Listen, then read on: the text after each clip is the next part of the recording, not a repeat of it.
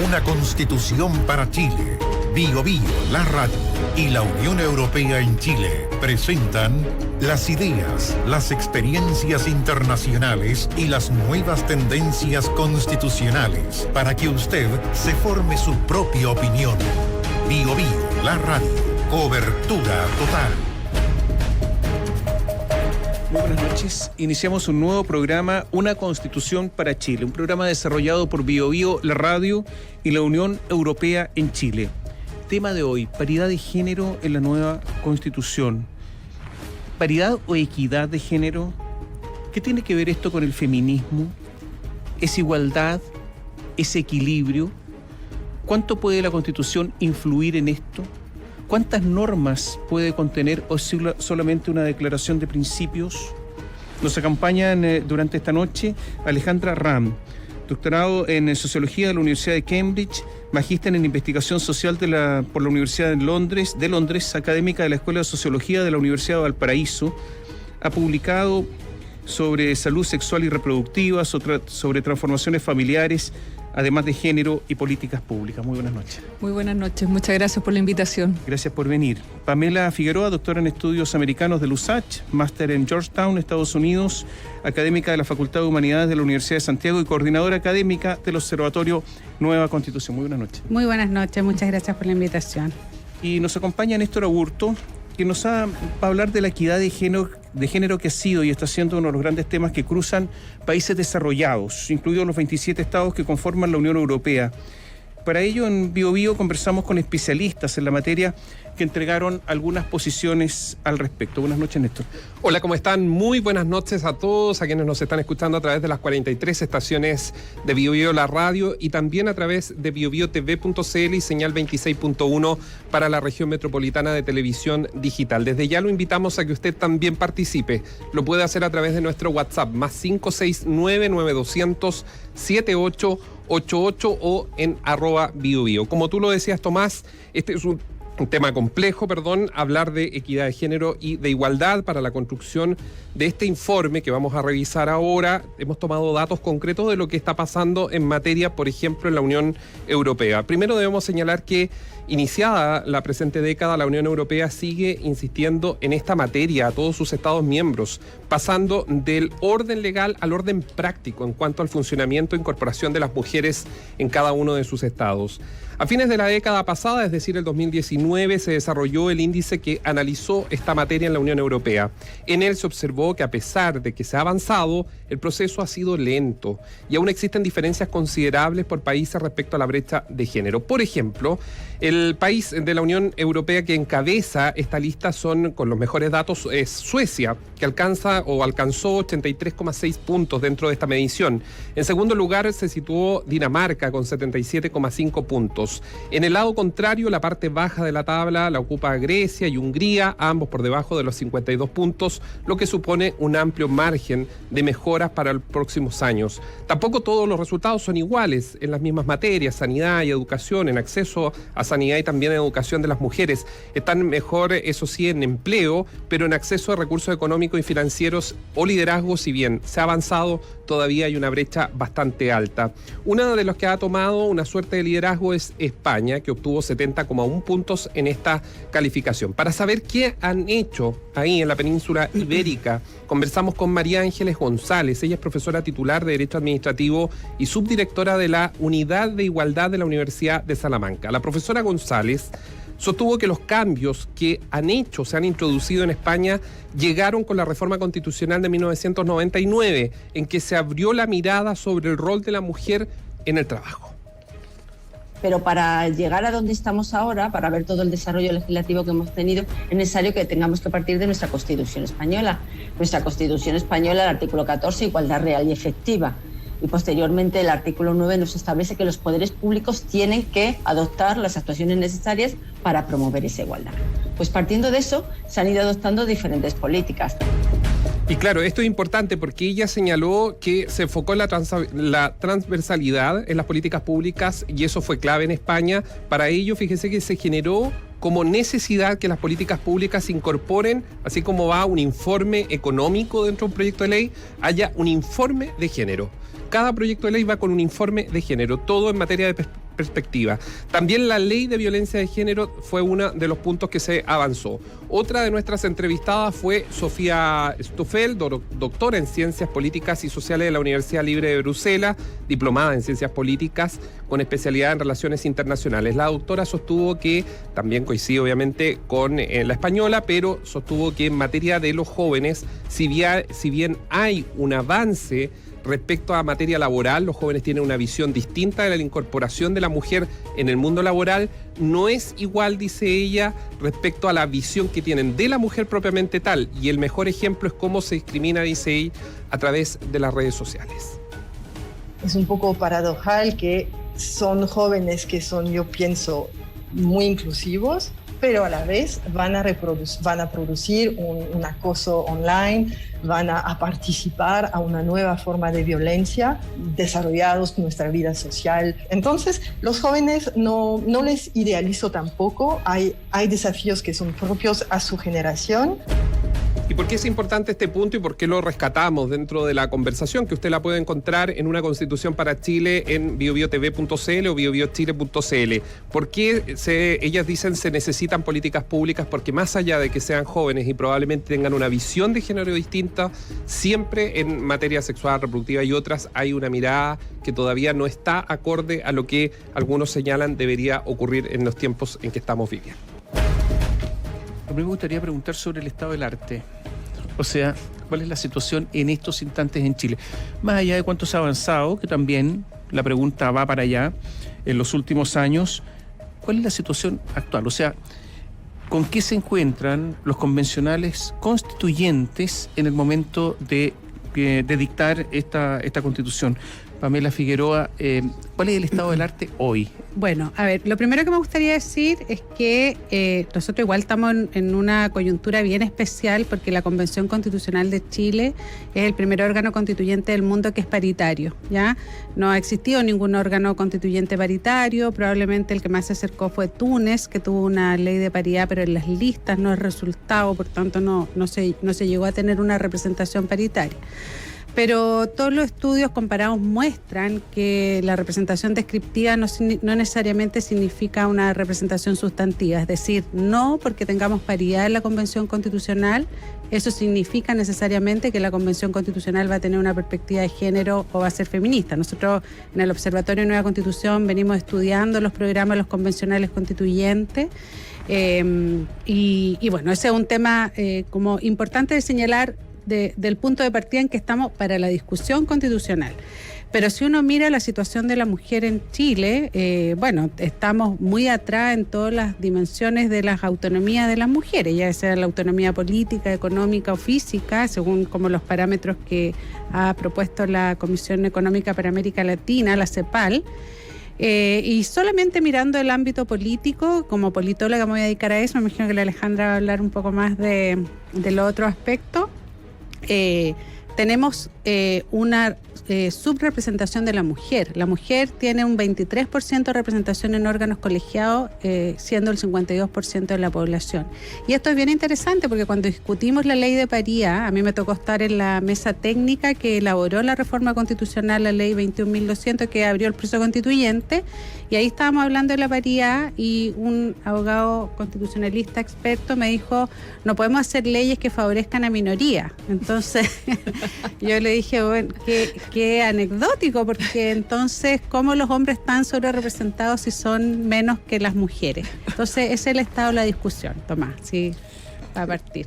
Alejandra, en comparación al mundo, el estado del arte lo podemos mirar nosotros, mirándonos a nosotros mismos, cuánto hemos avanzado y por lo tanto comparándonos con nosotros y cómo estamos con el mundo.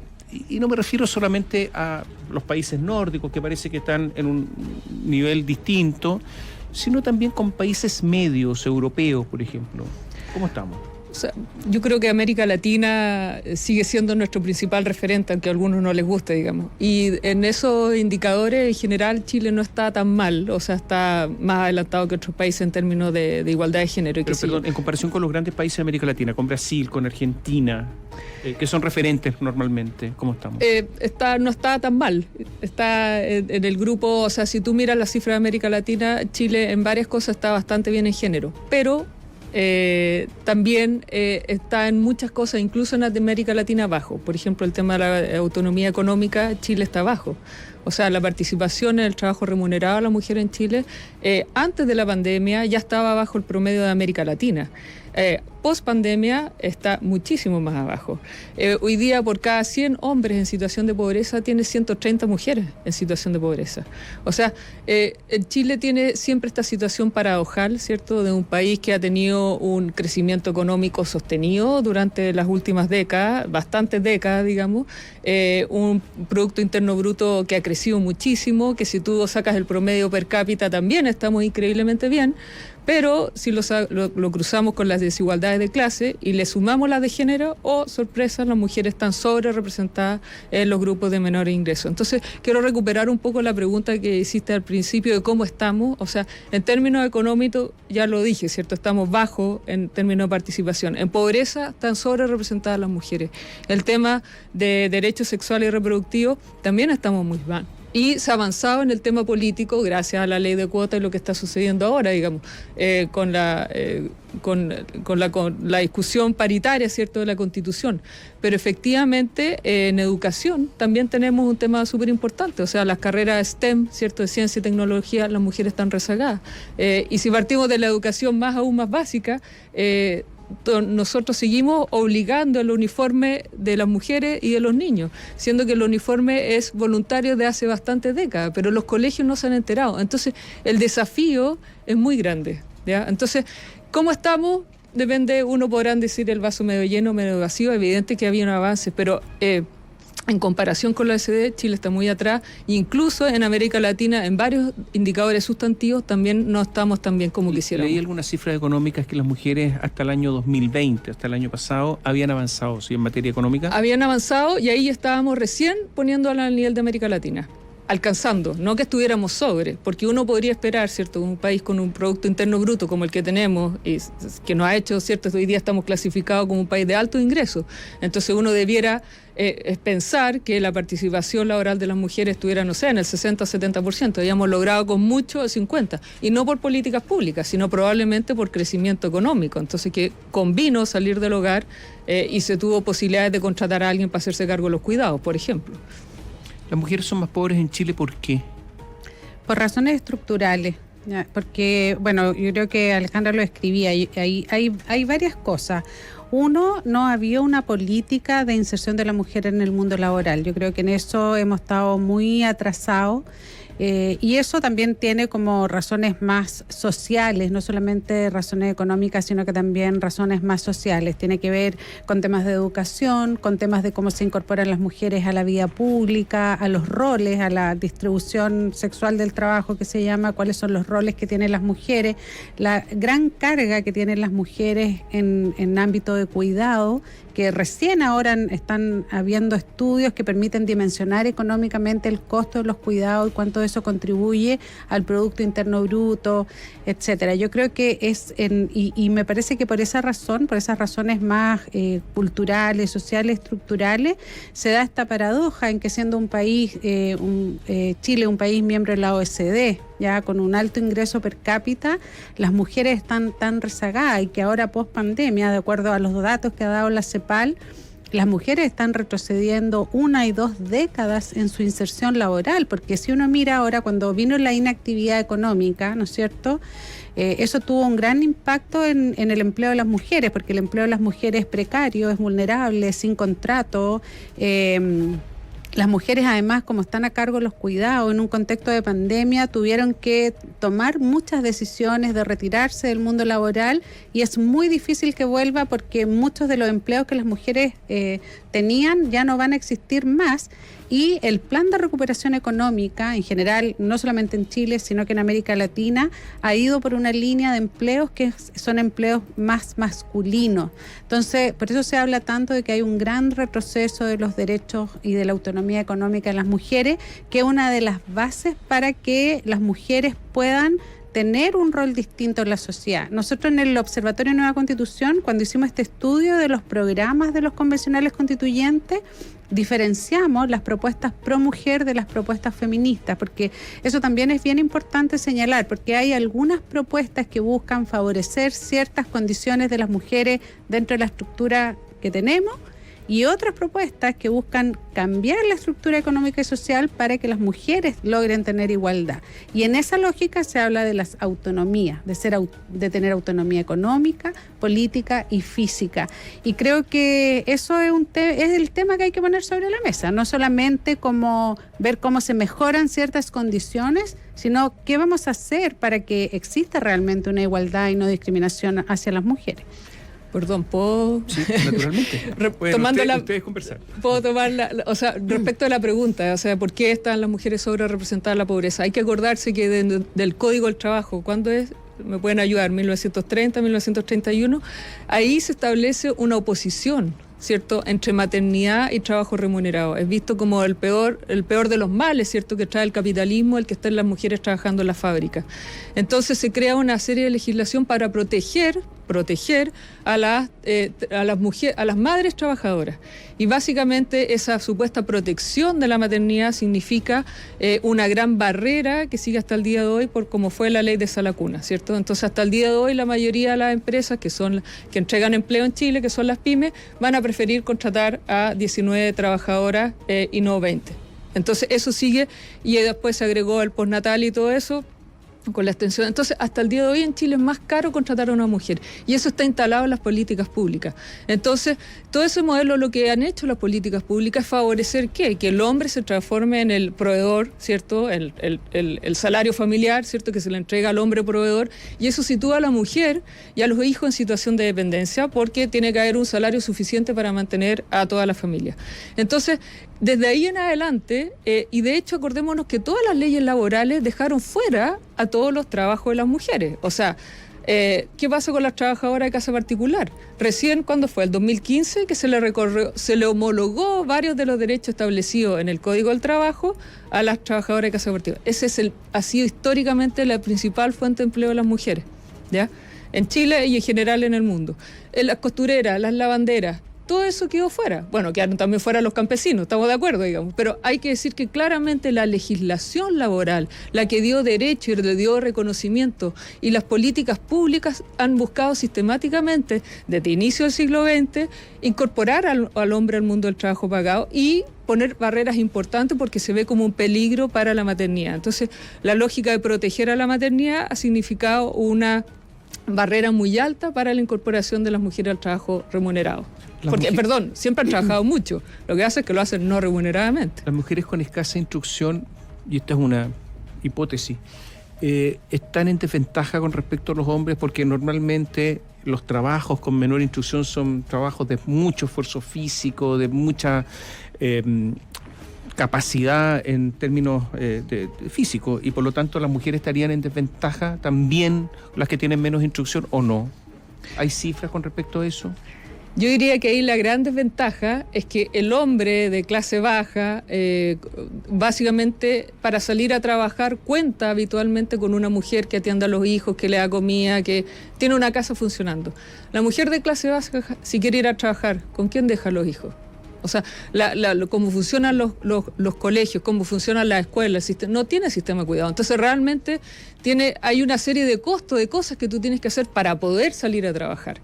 Entonces, en el orden de género imperante, básicamente la mujer tiene un gran problema, que ella está sola a cargo de los hijos. En cambio, el hombre tiene una mujer que la atiende a él y a los hijos. Entonces, tiene una serie de facilidades para poder salir a trabajar. Entonces, no es menor que hoy día la tasa de participación laboral es menor entre las mujeres de menor educación, lo cual es un problema, porque justamente si estuvieran incorporadas al trabajo pagado, sería una forma de salir de o por lo menos paliar en algo la situación de escasez o desventaja económica en la que están. Pero la gran dificultad es que para salir a trabajar tú necesitas tener recursos, digamos, todo esto de una movilización que funcione, cuidado disponible, etcétera, etcétera. Y eso en el orden imperante es muy difícil, porque ¿qué hombre le va a decir sí, vaya tranquila? Yo me preocupo de todo esto. Hay un proyecto de Sala Cuna en el Congreso, sí, estamos así es. Ya 2 años, no pasa nada, o sea... Sí, uno dice, bueno, y- aquí hay algo, ¿no? Sí, y porque yo creo que ahí está esa conceptualización como de mejorar ciertas condiciones de las mujeres, pero siempre estando en esta condición estructuralmente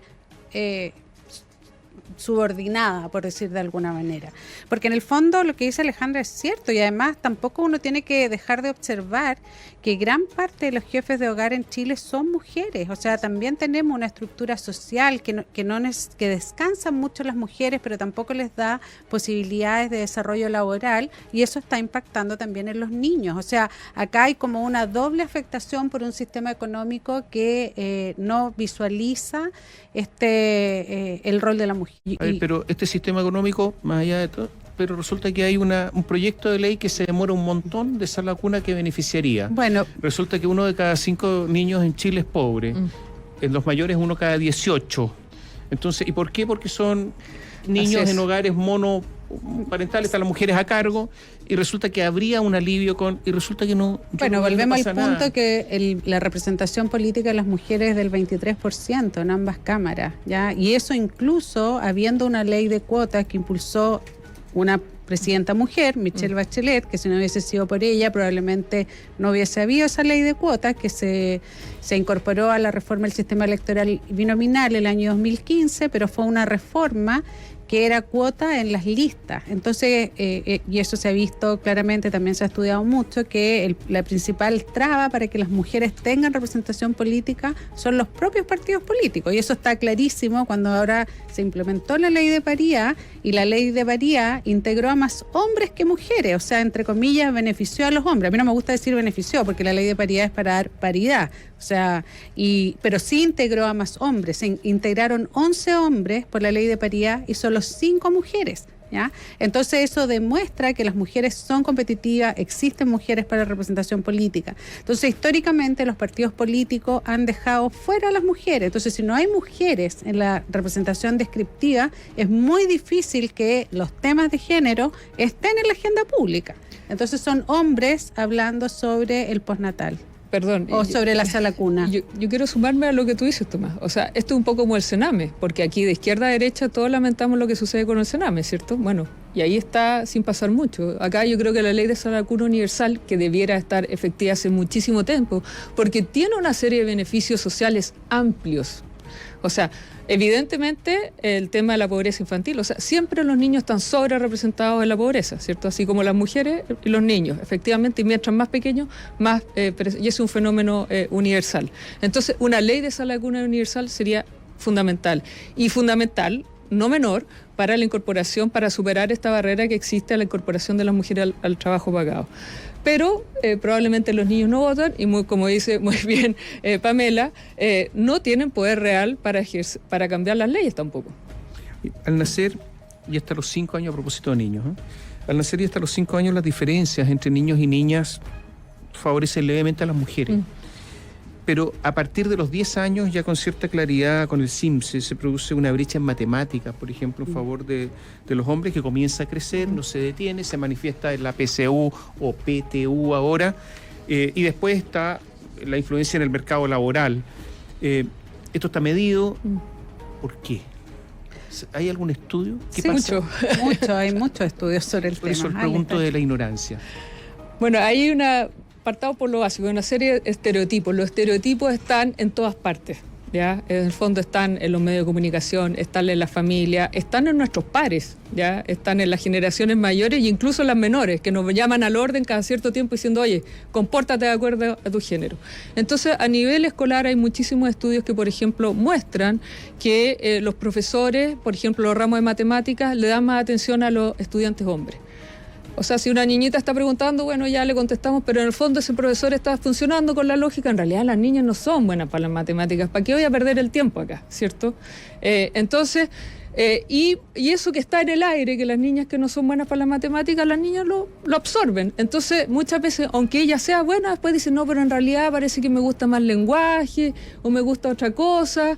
Tampoco quiero parecer como la rara que le gustan las matemáticas. Entonces, hay un efecto de lo que está afuera que uno lo termina internalizando y que además se refuerza, porque si eso es lo que está en todas partes, para que tuviera que cambiar, los colegios tendrían que romper con eso, ir contra eso. Entonces, promover activamente que los profesores, por ejemplo, incentiven el estudio de las matemáticas, las mujeres, ¿Eso sucede etcétera. también con las profesoras de matemáticas? Por supuesto, Sí. qué buena pregunta, qué bueno que lo digas, porque esta cuestión es un sistema de dominación en el que estamos todos, y quien diga, oye, estoy libre de esto, estaría viviendo en otro mundo, en otro planeta, porque esto es un sistema, un orden de género que en el fondo, claro, las primeras perjudicadas son las mujeres, pero también son los hombres, porque a los hombres los confina a una masculinidad que a mi parecer es bastante poco civilizada, por ponerle un nombre, porque básicamente es que tú tienes una serie de privilegios, pero a la costa de ser que violento, imponerte sobre los demás, sobre tu pareja, sobre tu hija, sobre tu madre. O sea,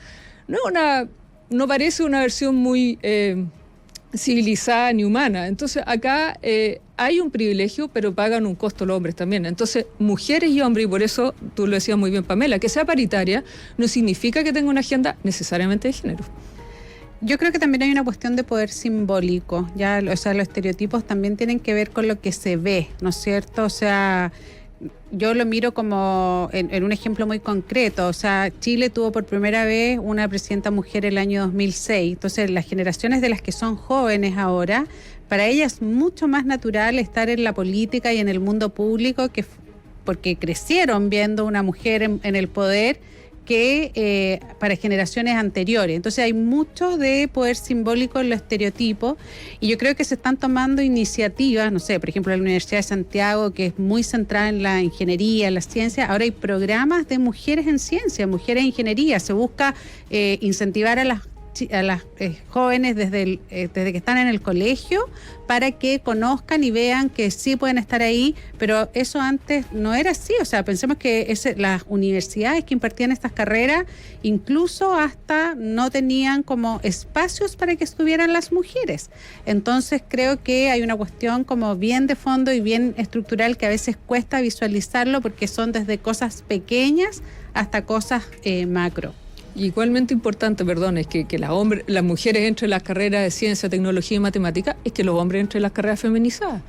O sea, que entren a las pedagogías, que entren a todas las carreras de salud, porque efectivamente si no se va a seguir concentrando esas carreras entre una población que evidentemente son las mujeres que tienen menor estatus. Entonces es muy importante, la igualdad tiene que ir en los dos sentidos.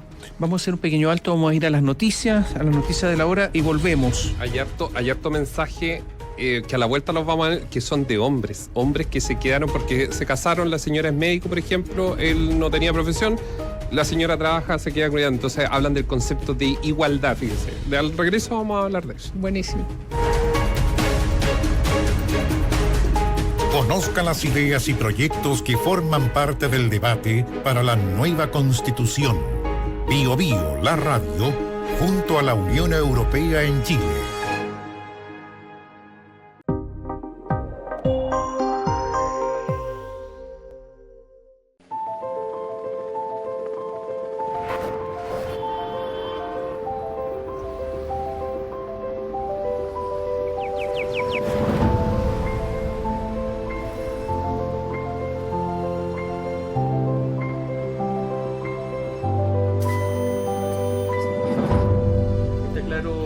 Que ayer no bajaron.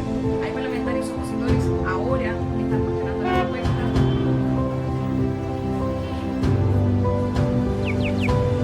Muchas gracias de verdad por toda la participación de ustedes. La justicia fue un plazo adicional de 30 días para la investigación de enfermedades crónicas que son. O sea, usted es un homicidio calificado. Hola. Tenemos ese audio también.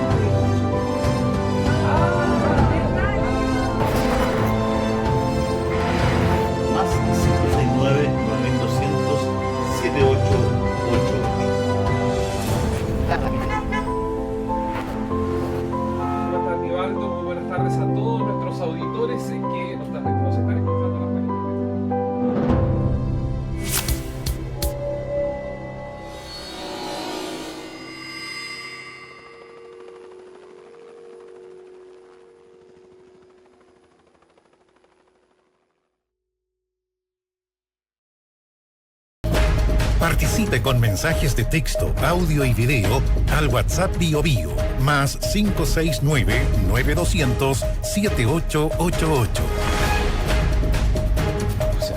Sí, pero eso no evita la discusión. Ya estamos en el programa Una Constitución para Chile. Estábamos en plena conversación. Este programa desarrollado por BioBio, la radio de la Unión Europea en Chile, hoy día sobre paridad de género, con Alejandra Ram y Pamela Figueroa. Néstor Augusto. Sí, les mencionaba que habían varios casos de hombres que, por ejemplo, nos están escuchando de distintos puntos del país que comentan que ellos les ha tocado quedarse en la casa con los hijos. Primero, todos están completamente de acuerdo. El mensaje para la Cámara Baja y la Cámara Alta, o sea, diputados y senadores, que es necesario la sala cuna. Tremendamente necesario. Aquí nos escribe, por ejemplo, una persona, dice: buenas tardes, yo tuve que dejar de trabajar por cuidar a mi hijo de 7 años. Aún me sigo postergando porque este año el colegio no estaba apto para abrir y por ende yo por temas de pandemia no tenía a familiares con quien dejarlo, tuvimos que tomar la decisión de que yo me quede en la casa. Pero también tenemos otro auditor, dice Mauricio, yo les contaba de que una persona que está casado con su esposa, es médico, prefirió que ella trabaje frente a lo que él podía ganar, una decisión de matemática pura. Tenemos otro mensaje, dice Mauricio: los escucho una y otra vez y ustedes hablan con las invitadas sobre el concepto de igualdad. Me encantaría que hicieran la aclaración. Tomás lo hizo al principio y quedó en nada, dice. Las damas insisten en llamar igualdad a lo que esperamos como equiparar. Me toca a mí quedarme en mi casa cuidando a mi hija. Sí, bueno, qué bueno que hayan experiencias, creo, de hombres que tienen como acceso a los cuidados, al mundo de los cuidados. Pero me parece que las soluciones no van como por casos concretos, ¿ya?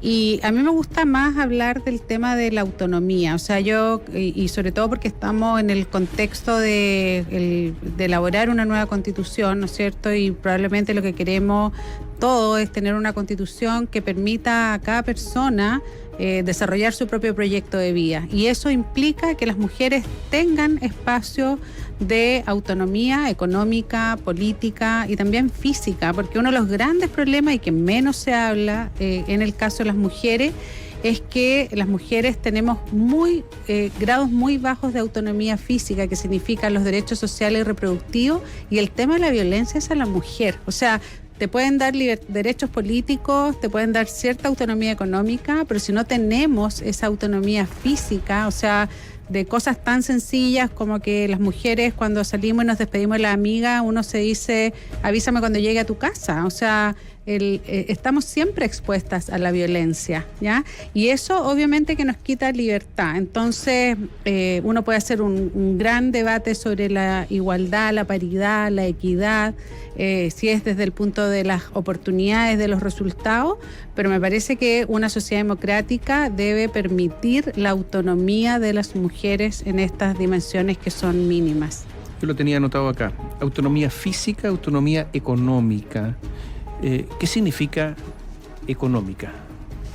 Bueno, tiene que ver con la capacidad de generar tus propios medios de subsistencia, o sea, básicamente tener un ingreso, uno podría decir, en términos actuales, ¿cierto? Porque el problema de las mujeres, todos los estudios del uso del tiempo lo muestran, y en el caso de Chile es peor aún, en el sentido que las mujeres siempre han trabajado mucho, y si tú ves, por ejemplo, las cifras que publica la CEPAL sobre uso del tiempo, en América Latina en general y en Chile en particular, las que más trabajan son las mujeres. Ahora, ¿cuánto es el trabajo remunerado? Poquísimo, porque por la muy baja que dijimos participación de las mujeres que tienen el empleo pagado. Entonces, ahí hay muy poca autonomía económica. O sea, el porcentaje de mujeres que no tienen ingresos propios es muy alto. En Chile cerca de un 20%. 1 de cada 5 mujeres. Eso es altísimo, ¿ya? Entonces, si tú no tienes ni siquiera autonomía económica, es que te vas a querer comprar ropa interior y tienes que pedirle plata ¿a quién? ¿Al marido, al papá, al pololo? No sé. Entonces, es un piso básico. Ahora, yo creo que autonomía, pero también es importante igualdad. Porque en el fondo, ¿qué es lo que ha sucedido? Sigamos con el mismo ejemplo. Las mujeres efectivamente en Chile, con todas las deficiencias y que estamos rezagados, qué sé yo, ya nos hemos ido incorporando al trabajo remunerado, ¿cierto? Pero si eso no va acompañado de igualdad o corresponsabilidad en los cuidados, eso siempre va a significar un techo y una barrera muy grande para las mujeres, porque significa que en un día que tiene 24 horas, tienen que necesariamente ellas cargan con una carga laboral mucho más grande asociada a los cuidados, y eso siempre va a restringir el tiempo que pueden dedicar no solo al trabajo remunerado, sino a cosas más interesantes, como pasarlo bien, el placer, el disfrutar, el tiempo libre, qué sé yo, digamos. Entonces, es importante que en el fondo, tanto como la autonomía, pero no... También es igualmente importante que efectivamente haya un involucramiento de los hombres, del Estado y del mercado en los cuidados. O sea, hoy día es una responsabilidad exclusiva de las mujeres, y no solo con los niños, con los adultos mayores, con las personas que tienen alguna enfermedad. O sea, el gran problema, las mujeres, muy buena la cifra que dijiste, cuando son niñas, hasta los 5 años, dijiste, incluso los indicadores las favorecen. Pero lo que sucede en las trayectorias de las mujeres es que van sumando cada vez más desventaja y más vulnerabilidad. Entonces la vejez de las mujeres, eso sí que ya es la desgracia máxima. Porque tuviste una mala incorporación al empleo pagado. Entonces tienes menos pensiones. Además se asume, como las mujeres vivimos más, que eso es nuestro problema. No se asume que es un problema de toda la sociedad, digamos. Entonces, bueno, como ganamos menos, sistema de capitalización individual, las pensiones son menores. Y además cuidamos de todo el mundo entre medio. ¿Y quién cuida a esas mujeres? Entonces, lo que va sucediendo es que cada vez se van acumulando más desventajas y la brecha va creciendo. No es un futuro muy auspicioso. Tengo algo, perdón, es que es para Pamela. Nos escribe un auditor, y de hecho me da una tarea a mí, que dice que, respecto a lo que usted decía, Pamela, dice sobre las mujeres en matemática, la primera vez que entró una mujer con primer puntaje a la carrera de Ingeniería Civil de la Universidad de Chile fue año 2021. Y tiene toda la razón, de hecho, así se rescató en marzo de este año, la primera ingresada por primera vez una mujer como el mejor puntaje en Ingeniería a la Universidad de Chile fue el año 2021. Sí. Como dato, que me dice que deberíamos entrevistar a ella, cómo ha sido su vida dentro de... Las mujeres son mamá, en muchos casos. Y está el postnatal, ha habido algunos avances. En Estados Unidos no hay postnatal. Yo no sé cómo... Yo tuve a mis hijos en Estados Unidos. Puedo contar la historia. Hay que escuchar eso. Es que teóricamente protegen más, sociedades europeas. Las mujeres tienen o no tienen hijos, o tienen uno, o no tienen hijos. Yo conozco gente en Italia y no tuvieron hijos nomás. Italia sí, pero no en toda Europa. No, pero en Italia, en Francia progresivamente, en España progresivamente muchísimo. O sea, hay una... Chile también baja. En Chile está bajando notablemente. Es que todo eso... Pero yo estoy hablando de sociedades que protegen más en teoría, no sé, pero igual deciden no tener hijos. En teoría, bueno, no sé si quieres contar la experiencia de Estados Unidos, pero yo podría contar... Sí, lo que pasa es que en Estados Unidos no hay un postnatal como lo conocemos nosotros, así pagado. Existe lo que le llaman ellos el maternity leave, que es como tú puedes pedir una ausencia, pero lo que creo es que se organizan más las mujeres, tienen una maternidad más tardía. Y hay lo que no hay es que eso sea pagado. Creo que hay una cuestión más social de las parejas que se organizan, se planifican. La maternidad es más tardía porque te implica un ahorro previo para estar 3-4 años fuera del mundo laboral. Pero creo que hay como otros aspectos más estructurales también, de que hay una mayor división de el trabajo, porque en el fondo lo que decía la Alejandra también, acá hay una legislación que parece protectora, pero también es castigadora porque estigmatiza, ¿no es cierto? Si lo que hay que buscar es que no es ampliar el permiso postnatal a más meses solamente, lo que hay que hacer es que ese permiso postnatal sea para el padre y la madre, y que eso por tanto implique una igualdad de condiciones en el ingreso al mundo laboral. Pero lo que se hace en Estados Unidos es que las mujeres dejan de trabajar por un tiempo y después... Eso también es brutal, digamos. Es brutal. Sí. Yo sé que Estados Unidos no es un buen ejemplo, pero por ejemplo me gusta mucho tu pregunta, porque efectivamente es cierto, todos esos países que tú mencionas, Tomás, el incremento de la participación de las mujeres en el mundo del trabajo pagado ha ido de la mano con una disminución de la fertilidad. Y eso hace toda lógica por cómo está instalado las políticas públicas. Porque en el fondo Pero por otro lado, para mostrar al tiro el contraste, los países que hoy día tienen una mayor fertilidad en el mundo desarrollado son los que tienen también una mayor participación de la mujer en el mundo laboral. Le hace, por ejemplo, Suecia, Dinamarca. Si tú ves, haces el eje, participación, tiene una participación de las mujeres que está cerca del 70% y están teniendo cerca de 2, incluso 3 hijos. O sea, están sobre la tasa de reproducción, digamos, ¿cierto? Porque en Chile estamos bajo, porque tenemos 1 punto y tanto. La tasa de reproducción es alrededor del 2%. Entonces, o sea, 2 hijos por mujer. Entonces, ¿qué es lo que te está mostrando eso? Que no es el trabajo pagado per se el que destruye la familia y la maternidad y qué sé yo, como algunos sectores tendenciosamente lo presentan, sino la forma particular es que está instalado acá. Porque hoy día, efectivamente, una mujer en Chile paga muchísimos costos por ser madre, porque una vez que es madre queda ella sola a cargo de los hijos. Y el postnatal, que se alargó efectivamente 6 meses, pero de manera tal, con un discurso de corresponsabilidad, pero una realidad de 0 corresponsabilidad, porque menos del 1% de los hombres han tomado ese permiso postnatal. Y yo no puedo creer que los hombres chilenos, ninguno quisiera hacerse cargo de sus hijos. O sea, lo más probable es que habían muchos que quisieran, Tomás se ríe, pero yo tengo mejor esperanza al ser humano. Yo siempre creo que hay que pensar bien de la gente. Después sucederán otras cosas, puedo ser muy inocente.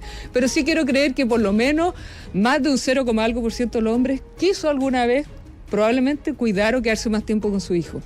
En general, el relato de los hombres que cuidan a los hijos, como los que hemos escuchado, es bastante, sí, hay harto, y es muy enriquecedor. Yo nunca he escuchado a un hombre que se haya quedado como con los hijos que no le guste. O sea, creo que también eso, tener esa experiencia es importante. Por eso estoy de acuerdo contigo que hay que promover que esa ley se cumpla. Yo creo que socialmente es como que no es permitido. De hecho, o sea, perdón, es que la ley, solo, perdón, para terminar la idea en esto, es que la ley está hecha pésimo, con un discurso de corresponsabilidad, pero una realidad de maternidad. O sea, es que la madre tiene que cederle en una cultura que siempre ha sido la mujer, o sea, no siempre, sino desde que se instale una serie de leyes sociales que concentran la función del cuidado de la madre, dejan fuera al hombre. O sea, es como, oye, mala madre, ¿por qué le estáis pasando? Y además como que le tiene que pasar, no es un derecho. Y tampoco es una obligación cuidar. Sí, hay harto comentario en contra de los tribunales de familia también, de auditores que han estado ahí, que estamos dicen, nosotros, incluso hasta con su suegra llevó los papeles, los puso ahí, y el tribunal igual entregó los hijos a la madre, porque es como una cultura que tiene que ser la madre, aun cuando incluso familia de ella lo acompañó en este proceso. Se lo entregaron. Pero ahí igual es bien engañoso, porque claro, está eso, pero veamos también las cifras de las pensiones de alimentos, que no se paga ninguna y ahí tampoco pasa nada. Entonces, lo que le está diciendo los tribunales familia finalmente a los hombres, oiga, ¿sabéis que no pasa nada? Y el Estado y nuestras leyes le está diciendo, ¿sabe qué? Es anecdótico si usted quiere pagar o no hacerse cargo de la subsistencia. Y pensemos que la masculinidad y la paternidad convencional, su único vínculo es proveer económicamente, porque en ningún lado, y los hombres dicen, bueno, ya, pero si pago algo y listo, estoy hecha. O sea, y si ni siquiera hace eso, tampoco pasa mucho. Entonces es muy brutal que la institucionalidad, en el fondo la maternidad siempre sea obligatoria, no solo en el sentido de parir, ¿ya? Sino sobre todo en el sentido de hacerse cargo de la subsistencia, de la crianza, de toda la vida. Y por otro lado, la paternidad es bastante optativa.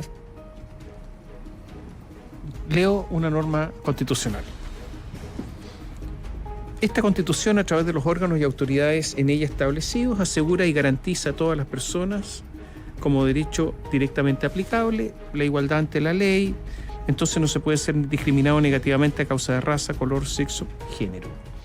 Otra norma, la igualdad, o sea, garantiza hombres y mujeres son iguales ante la ley y en el goce y ejercicio de los derechos.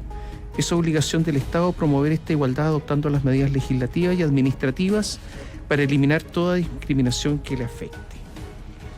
Norma constitucional. ¿Les gusta o no les gusta?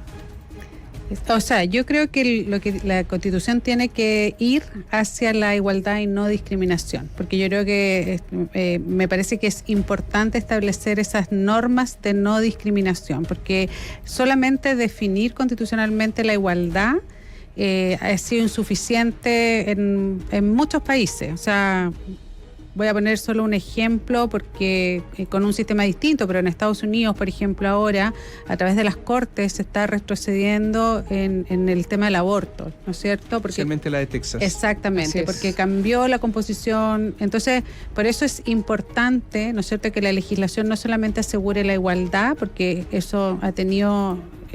o sea, efectivamente no se logra la igualdad solo por la igualdad, por eso yo quería poner fuerte el tema de las autonomías, sino que es muy importante también la no discriminación. Y me parece que esa debiera ser como la línea del debate constitucional. Pero esta norma sería la aceptable, porque las constituciones no dicen muchas cosas, establecen principios.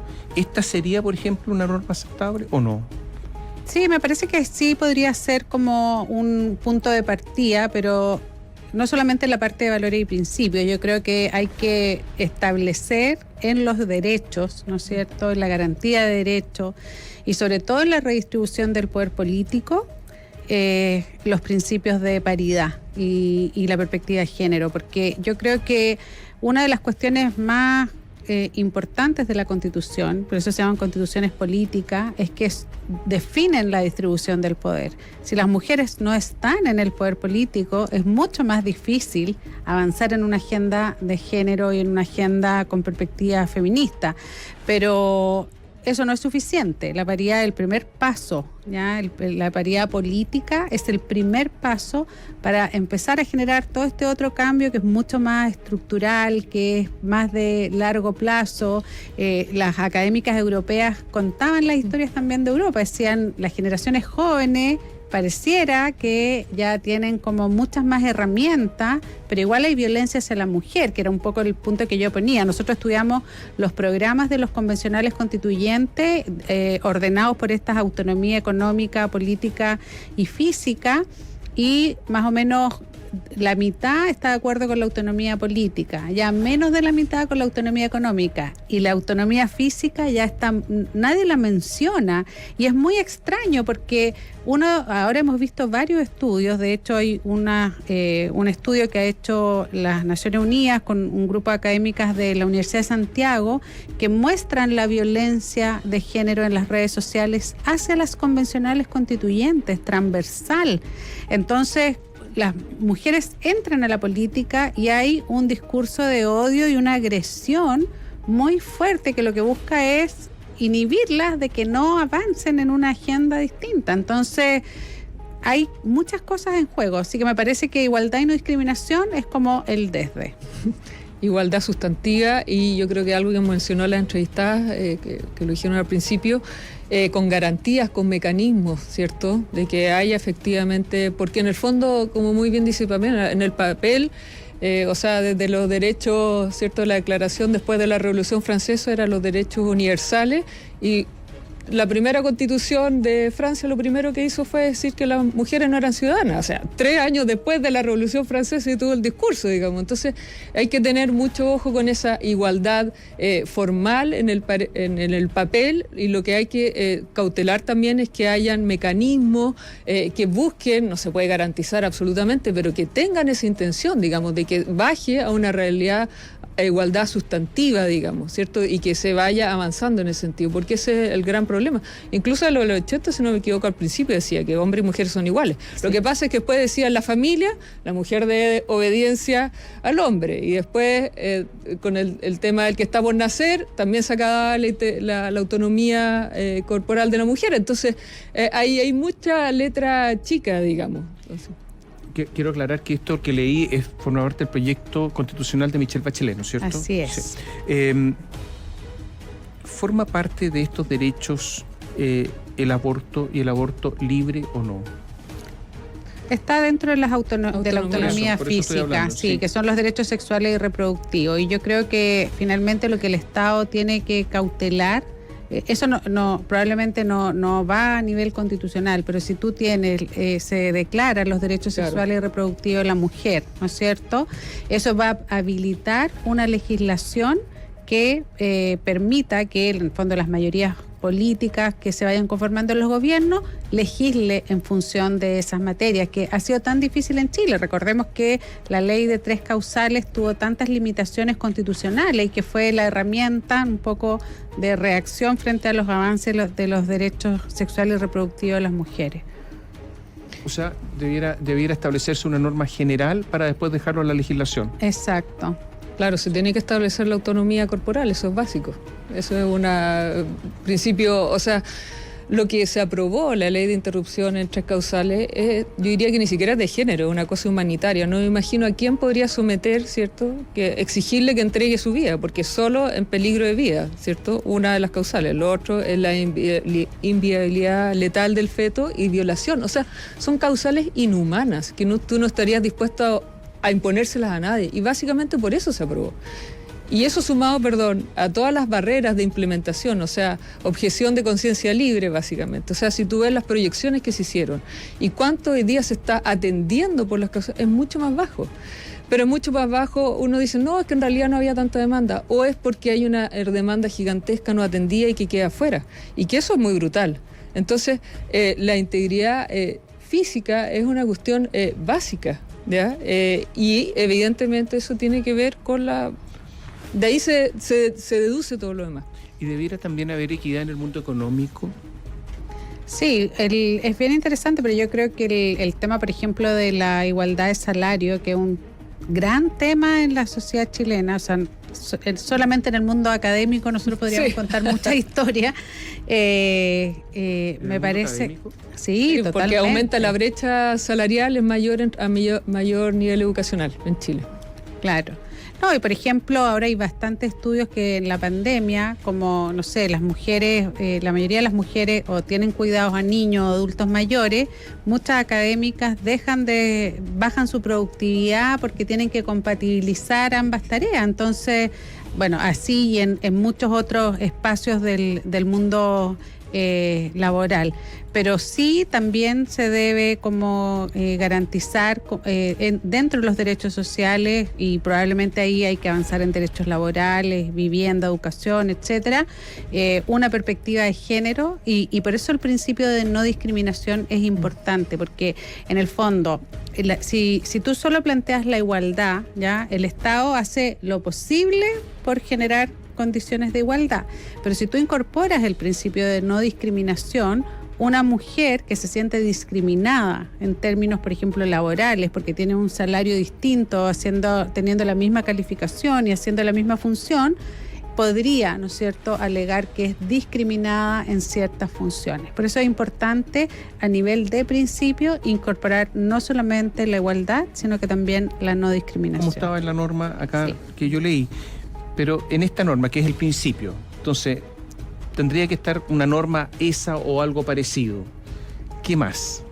Bueno, yo creo que... En materia política ya lo sabemos, Sí, ¿no es cierto? en la materia política hay que incorporar por lo menos la paridad en todos los niveles, en todos los órganos de representación. ¿Qué más?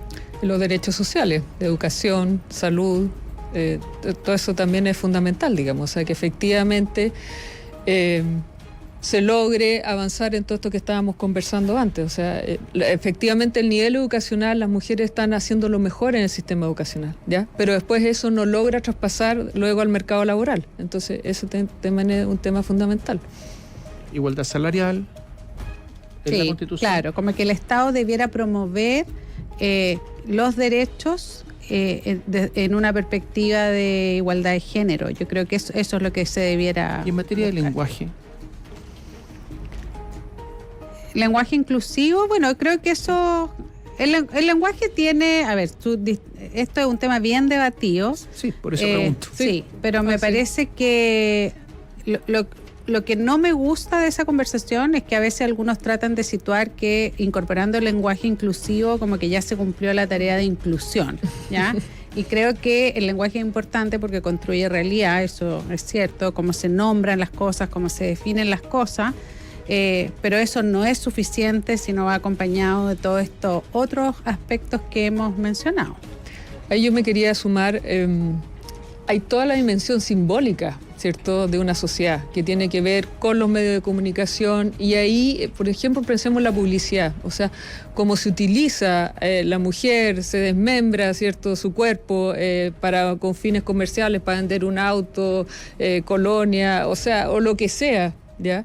Hay toda una dimensión simbólica, lo estoy usando, haciendo la asociación con el lenguaje, ¿cierto?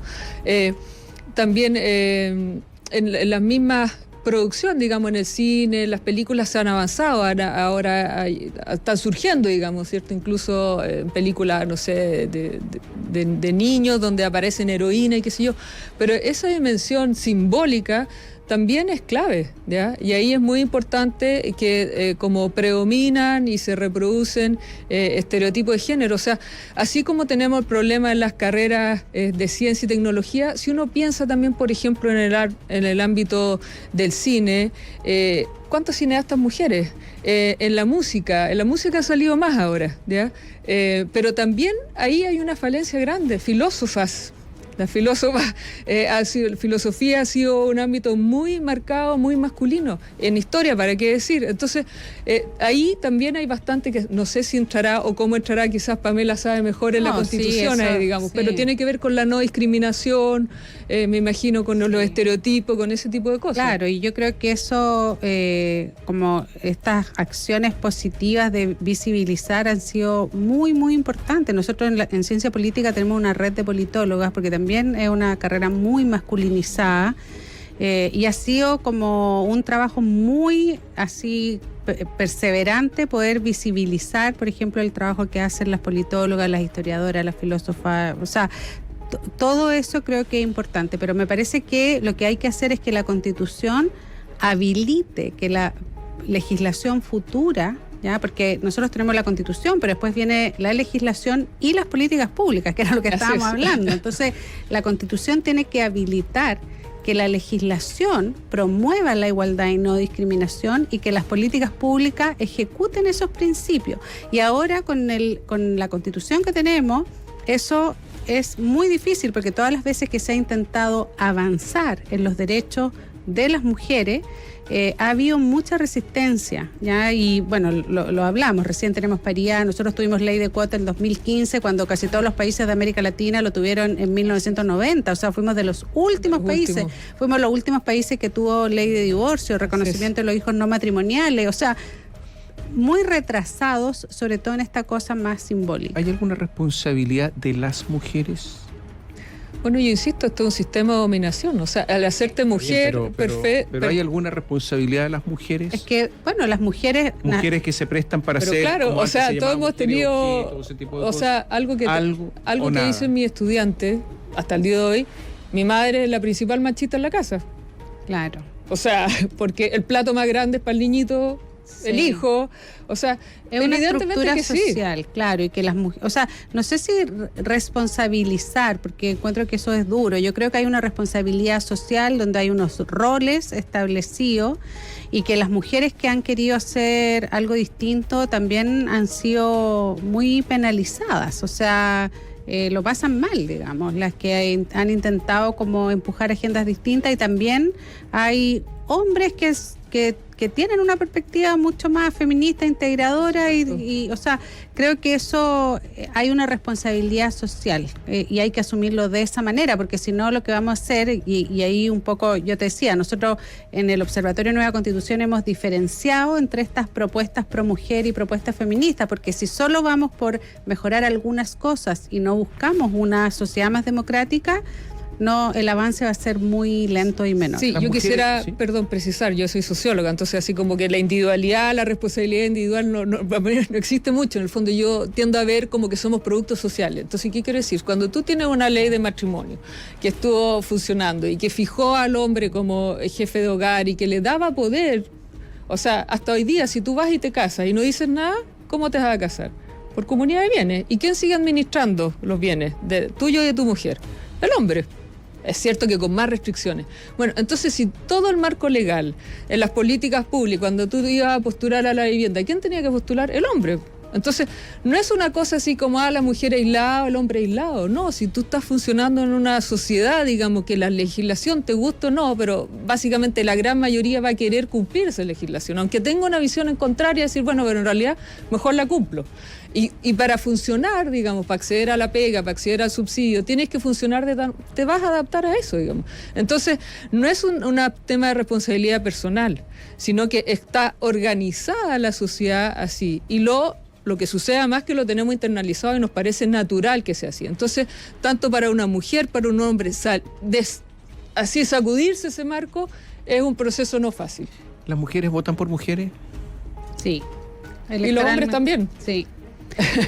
Las mujeres, quedó más que demostrado ahora en la constituyente. Los estudios comparados muestran que las mujeres, cuando están en espacios competitivos, tienen mayores niveles de elegibilidad, y eso lo muestra muy claramente la comparación entre la ley de cuota que se implementó en el 2017 y la paridad, porque lo que pasó en la ley de cuotas es que como la cuota era solamente en las listas, los partidos llevaron a las mujeres a los distritos menos competitivos. Claro. Como ahora había paridad en las listas y en el resultado, las mujeres compitieron y son más elegibles. Y hay muchos estudios comparados que muestran que las mujeres tienen alta elegibilidad. A propósito de esto y de sanciones, voy a una cosa tan específica de los últimos días. En esta carrera, los partidos políticos que a última hora están negociando, que se caen, qué sé yo, algunas candidaturas fueron rechazadas por problemas de paridad. Ya no porque falló la plataforma digital, la plataforma informática, sino porque se le cayeron candidatos a mujeres y no cumplieron con la paridad. Y ahora están reclamando. La sanción deberá ser... no cumplieron. Esa es la única sanción efectiva. La única sanción efectiva para que se cumpla con las cuotas es que la lista se cae completa, porque son los partidos finalmente los que definen las listas. Pero... conocen la ley. Claro, además raro que justo se cayeran las mujeres, o sea, no es nada raro, lo sabemos. No, y el argumento siempre es no hay mujeres, y claro, la paridad mostró que hay muchas mujeres muy competitivas, y hoy día tenemos a una mujer presidiendo la Convención Constitucional. O sea, dura lex, sed lex, punto, como decían los romanos, y se caen todos. Así es. Le van a reclamar, ¿eh? Son requisitos de la ley.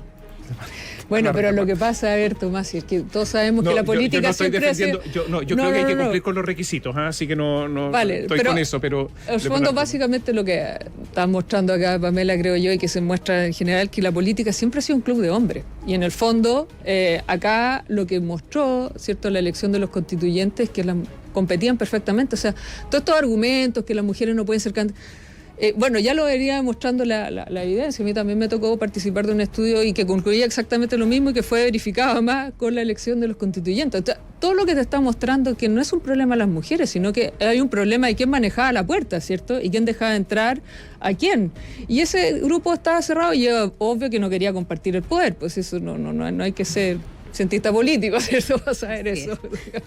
Estamos llegando al final del programa, Néstor.